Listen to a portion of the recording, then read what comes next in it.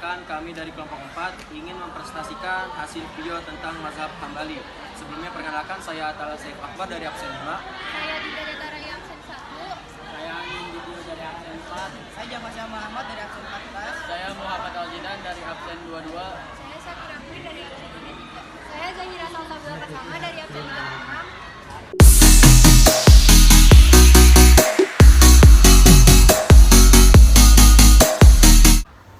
Assalamualaikum warahmatullahi wabarakatuh. Waalaikumsalam warahmatullahi wabarakatuh. Nah, baik lagi nih bersama kelompok 4. Kali ini kita bakal ngelakuin sebuah podcast. Nah, pada hari ini juga kita bakal membedah tentang mazhab Hambali.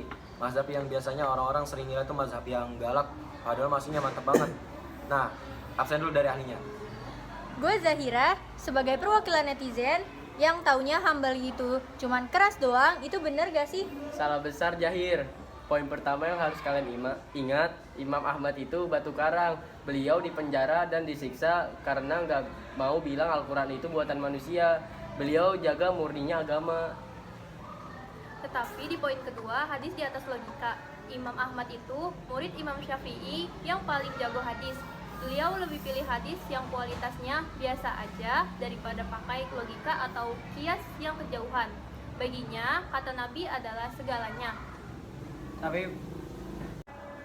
Tapi jangan salah, poin ketiga, fleksibel di bisnis.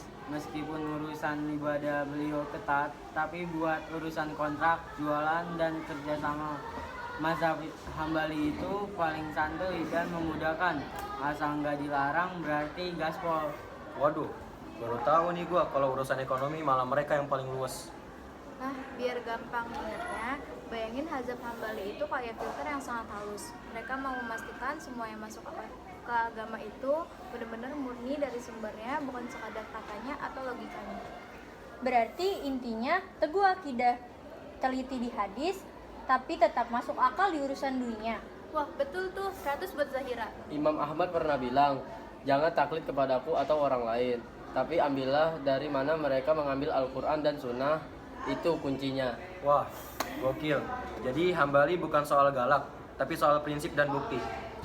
Kebalik, mazhab lain mungkin banyak kasih syarat buat sebuah akad atau kontrak. Tapi di Hambali prinsipnya semua perjanjian itu sah selama nggak ada dalil yang melarang.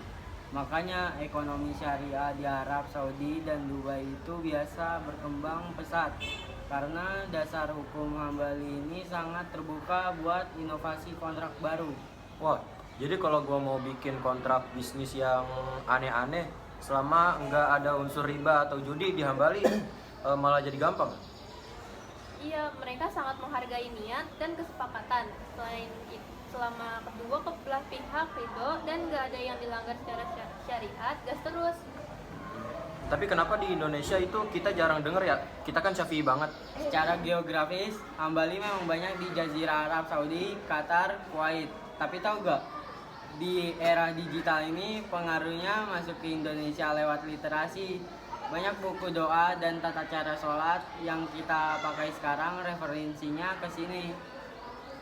Berarti kita sebenarnya udah sering rasain produk mazhab Hambali tanpa kita sadari ya? Bisa dibilang begitu. Dan satu lagi, mazhab Hambali itu sangat menghargai kebersihan hati. Mereka punya ajaran zuhud yang kuat banget dari Imam Ahmad sendiri. Gue pengen nambahin satu kutipan dari Imam Ahmad yang buat gue ngena banget. Beliau pernah ditanya, kapan seorang hamba bisa ngerasain istirahat?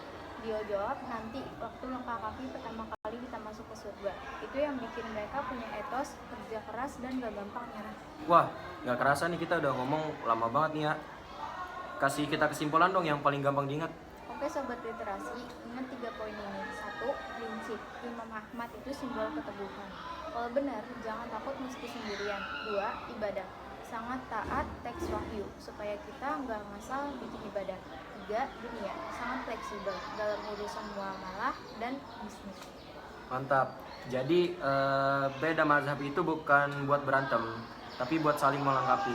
Makasih buat teman-teman yang udah nonton, sudah dengerin juga sampai habis. Jangan lupa baca-baca lagi biar nggak cuma dapet potongan info doang.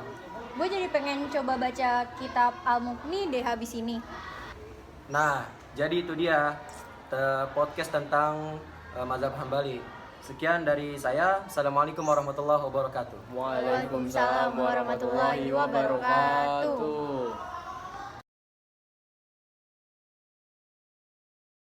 Sosok Imam Ahmad, sang batu karang, mazhab ini berakar dari keteguhan Imam Ahmad bin Hambal yang mempertahankan kemurnian akidah. Beliau dikenal sebagai simbol integritas karena rela dipenjara dan disiksa demi mempertahankan prinsip bahwa Al-Quran adalah kalamullah wahyu.